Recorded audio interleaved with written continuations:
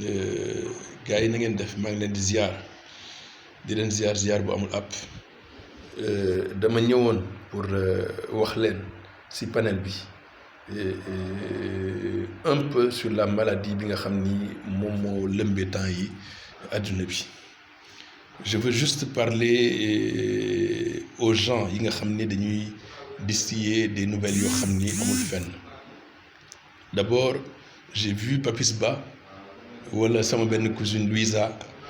dugal ci net bi que les Chinois sont satisfaits ci benn vaccin bu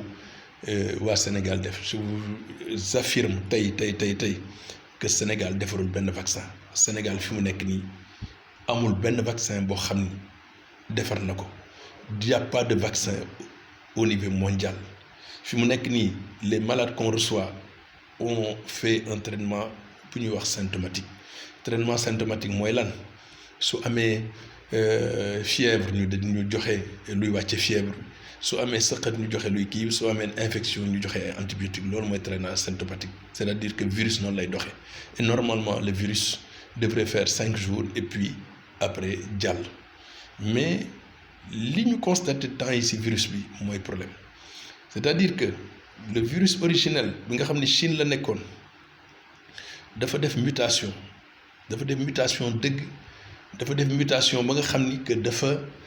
jël génome ADN benn séquence boo xam ni c'est l'ADN du HIV. ADN HIV moom la incorporé ci kii donc dañ koy woowee corona xam nga lu tax ñu koy woowee corona c'est que corona c'est la couronne bi koy protégé boo xam ni ça lui permet de faire ces mutations et ce virus là est 10 fois plus virulent que le virus originel qui était en Chine. Donc qu'est-ce qu'il faut faire? Ce qu'il faut faire li ma leen di ñaan mooy il faut arrêter tout ce qui est regroupement religieux ay Kazu Rajab ay xawma lan kenn gënuma murite kenn gënuma nekk jullit mais il faut arrêter tout ce qui est regroupement religieux mes amis. Il faut arrêter tout ce qui est contact su fekkee mun ngeen ko ba mun leen bañ a dugg les transports en commun de grâce su ngeen yegsee lavez-vous les mains. Laver les mains nag ça ne se limite pas seulement à se laver les mains. Il faut se laver les mains veut dire aussi que ngeen laver tous les outils yi nga xam ni moom la ñuy utiliser c'est-à-dire les télécommandes les tablettes les portables tout ce qui est kii nga xam ni xale yi mën nañ ko laal wala leneen mën nañ ko laal ak loolu.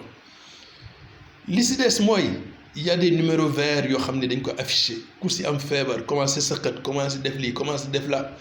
jàppale ma bul dem hôpital su fekkee yow tu as été en contact avec quelqu'un bu ñu infecté wool benn numéro vert boobu naa ko joxe léegi wool teel numéro vert boobu soit le SAMU soit soit SOS médecin gars yi jël si la et puis mettre la dans des conditions kii et puis nga jàppale ma nga isolé wu de ta famille. Donc kër gu nekk war na am peut-être chambre boo xam ni dinañu mën a kii pour isoler nit. Gis naa démb des collègues italiens ay médecins italiens di jooy ils ne parviennent plus à traiter le truc là et c'est un pays développé. J'ai vu dans les réanimations en Italie des gens yoo xam ni et plus de 200 personnes sous soins intensifs. sama benn xarit woo na ma léegi nee na ma Italie quand il y a 2 personnes dañuy choisir kan la ñuy sauver ak ko ñu dul sauver. Donc pour que loolu nag bañ a yegg si fii il faut que yéen tamit ngeen xam ni que lii du fo. N'écoutez pas certains gens qui vous disent que ni lii ay fo la lii ay xaw la on fait trop de tintamarre ak yooyu. Mieux vaut faire trop de tintamarre que de faire que man benn jour nit dafa mel ni woon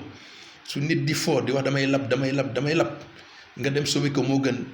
au lieu de passer toute ta vie à le regretter. Ñun nag wax la ñu mun donc ñoo ngi wax ak yéen il faut aussi que ngeen jàppale ñu lii ñuy wax as tuuti que ngeen jàppale ñu ngeen commencé ko def. Donc fii laa yem ak yéen pour le moment dinaa indi yeneen information mais s'il vous plaît arrêtez yëfu dof yi ñuy kii di wax ay soo defee saabu sa bopp ay soo naanee laaj ay soo naa ne lii ay soo naa ne lii c'est pas vrai jàppale leen ma s'il vous plaît ah je suis médecin je suis assermenté j'ai des informations peut-être que kenn amul ak ñeneen ñi amul donc s'il vous plaît jàppale leen ñu jàppale leen parce que ñaanuma de lii propagé wu fi déjà famille yu Moodu bi nekkoon fële Moodu bi il a pris un taxi allo taxi bi muy dem Touba waa aéroport la wàcc di jël allo taxi bi mu demee contaminé na 6 personnes les autres personnes yi nekkoon en contact moom ñu ngi leen def quarantaine ñu ni ñoom amuñu dara amuñu pour mettre leen quarantaine alors que fi mu nekk nii ils sont potentiellement transmissibles ils peuvent transmettre le virus s'il vous plaît man maa leen ñaan et franchement je prends mon visage le plus ferme pour vous dire que ce truc-là est grave il faut ñu moytu moi j'ai peur pour nous j'ai peur pour nos enfants maa ngi sant nag